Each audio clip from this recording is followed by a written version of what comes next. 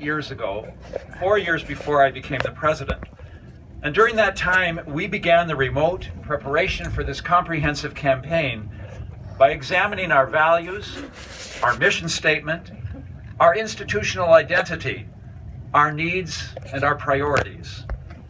And as a result of this multi-phase process, we affirmed again our commitment to the importance of the liberal arts in the Jesuit tradition and our mission to form and integrate the intellectual, physical, and spiritual dimensions of each of our students within an educational community committed to serving and learning from our world.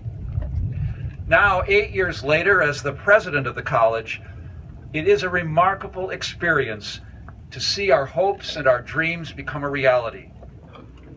I enjoy walking up here on weekends to see between these mountains of dirt the site being prepared, foundations being poured, and materials being organized. And I think we all know that this could only happen because of the passion and the loyalty and generosity of our extraordinary alumni. In fact, on my first trip on behalf of the college when I was newly named president 4.5 years ago, I met John and Joanne Luth in Florida at the home of John Flavin, class of 1953.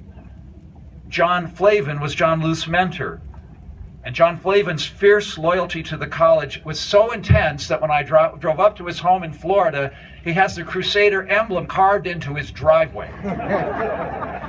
His fierce loyalty to the college and his extreme support and dedicated support for John Luth inspired the gift which today is making this project possible. Because what John Flavin gave to John Luth on so many levels is now being given again through John and Joanne Luth's gift to a new generation of students at Holy Cross. The gift that was given is being given as a gift. And hopefully what John and Joanne are doing for you, current students of Holy Cross, will in the years ahead inspire you to keep this tradition of caring for the next generation alive. John and Joanne, on behalf of the entire college community, I want to thank you for your generosity and for your example.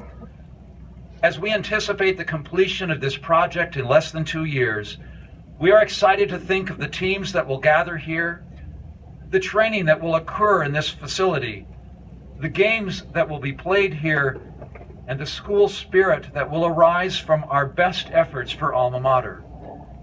Thank you for making our dreams come true, and would you now come forward and share your thoughts with us today? John and Joanne.